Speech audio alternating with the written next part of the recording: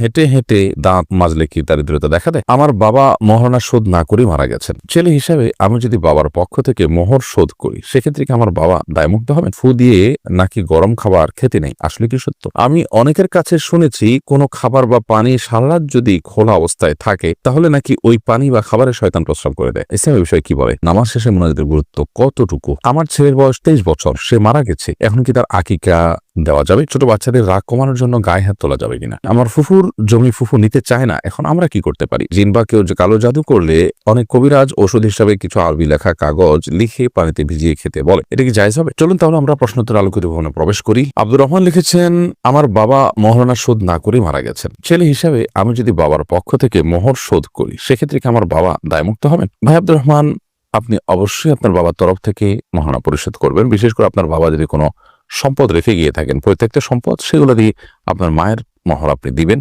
এবং সেটি আপনাদের কর্তব্য। যদি সেটা আপনারা না করেন, নিজের থেকে দিয়ে দেন, তাহলে সেটাও আপনার বাবাকে দায়মুক্ত হতে সহায়তা করবে ইনশাআল্লাহ তাআলা। জাকিয়া খান নাসরিন আপনি লিখেছেন, ফু দিয়ে নাকি গরম খাবার খেতে নেই, আসলে কি সত্য? হ্যাঁ, ফু দিয়ে গরম খাবার খাওয়ার পরে হাদিসে নিষেধাজ্ঞা আছে। তাছাড়া এটা বৈজ্ঞানিকভাবেও বোধ হয়, আমি যতটুকু জানি, এটা অনুপকারী কাজ, ক্ষতিকর কাজ।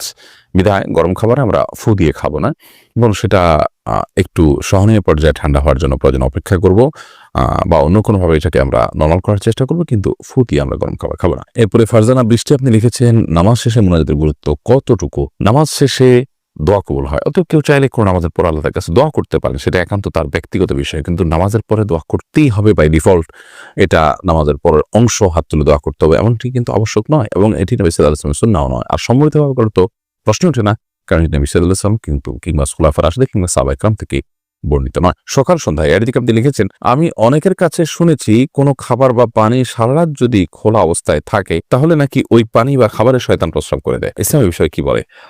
দেখুন, এমনিতেই নবী করিম সাল্লাল্লাহু আলাইহি ওয়াসাল্লাম নিষেধ করেছেন, আমরা রাতে শোয়ার সময় যেন কোনো খাবার বা কোনো পাত্র এমনকি যেন খালি যেন না রাখি। শয়তান বিচরণ করে, দুষ্টজিন বিচরণ করে, সেটাকে ঢেকে রাখতে নবী সাল্লাল্লাহু আলাইহি ওয়াসাল্লাম নির্দেশ করেছেন। আমরা অনেকেই এটার প্রতি খেয়াল রাখি না, কিন্তু তাই বলে শয়তান পেশাব করে এরকম কোনো কথা কোরআন হাদিসে কোথাও বর্ণিত হয়নি। এগুলো আমাদের সমাজে প্রচলিত কথা। অনেক মুরব্বীরা এই যে খাবার বা প্লেট ইত্যাদি অনেকে ঢাকা ছাড়া শুয়ে পড়েন, সেই বদভ্যাস বা সেই খারাপ কাজটিকে দূর করবার জন্য এই ধরনের কথা নিজেরা বানিয়ে নিয়েছেন।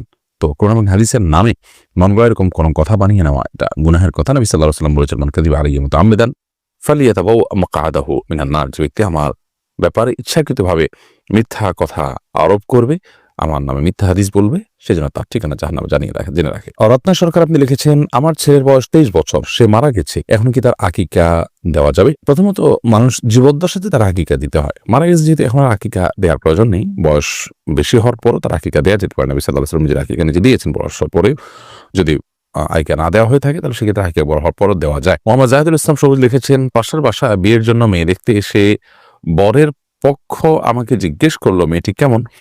আমার জানা মতো মেয়েটি খারাপ, এক্ষেত্রে আমার কি বলা উচিত, দয়া করে জানাবেন। অবশ্যই আপনি যা জানেন সেটা তাদেরকে অবহিত করবেন এবং অবগত করবেন, কারণ এটি আমানত।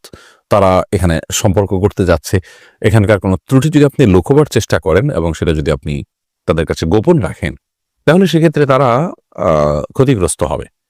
অতএব এই ক্ষেত্রে অন্য 10টা বিষয়ের মতো না যে কারোর দোষ আমি লুকিয়ে রাখলাম, বরং এখানে দোষ জানা থাকলে সেই সত্য কথাটা তাদেরকে বলতে হবে। একান্ত বলতে না পারলে আপনি এড়িয়ে গেলেন, অন্য কারোর উপরে ফেললেন, কিন্তু আপনি অসত্য বলতে পারবেন না যে না মেয়েটা ভালো বা তার কোনো অসুবিধা নাই ইত্যাদি ইত্যাদি। তাহলে প্রথমত মিথ্যা কথা বলা হবে, দ্বিতীয়ত তারা প্রতারিত হবে আপনার কথা দ্বারা। সেটা একজন মুসলমানের জন্য কোনো অবস্থায় জায়েজ নেই। আবু মুয়াজ আপনি লিখেছেন এডি থেকে, আমি একটি প্রাইভেট প্রতিষ্ঠানে চাকরি করি, সেখানে দুপুরের খাবারের পূর্ণ সুবিধা পাই।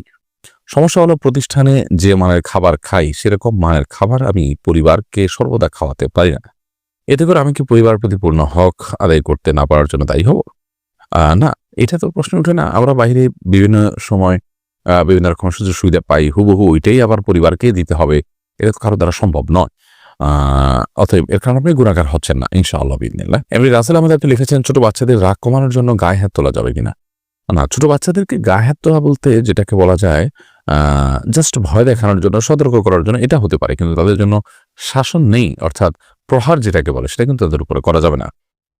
এবং নবী করিম সাল্লাল্লাহু আলাইহি সাল্লাম ১০ বছর আগে বাচ্চাদের গায়ে হাত তোলার পারমিশন দেননি সে অর্থে।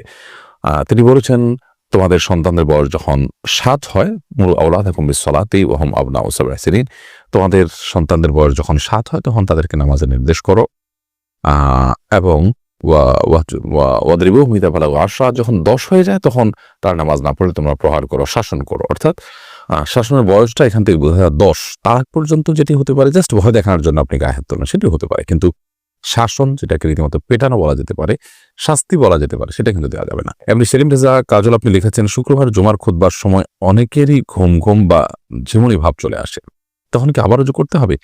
এই প্রশ্নটি অনেক কমন একটি প্রশ্ন, এবং জুমার খুতবার সময় সত্যি অনেকেরই ঝিমুনি চলে আসে। যদি জুমার খুতবার সময় আপনার ঝিমুনি চলে আসে, ঘুম ঘুম ভাব চলে আসে, তাহলে সেক্ষেত্রে প্রথমত দেখতে হবে যে আপনি কোনো কিছুর সাথে হেলান দিয়ে আছেন কিনা। যদি কোনো পিলার বা কোনো কিছুর সাথে, দেয়াল কিছুর সাথে আপনি হেলান দিয়ে ঘুমোচ্ছেন, তাহলে সেক্ষেত্রে সেই দেয়াল বা পিলার যদি না থাকতো তাহলে আপনি পড়ে যেতেন। এরকম আপনি শরীর ছেড়ে দিয়ে যদি ঘুমিয়ে পড়েন তাহলে সেক্ষেত্রে ওযু ভেঙে যাবে, এতে কোনো সন্দেহ নেই।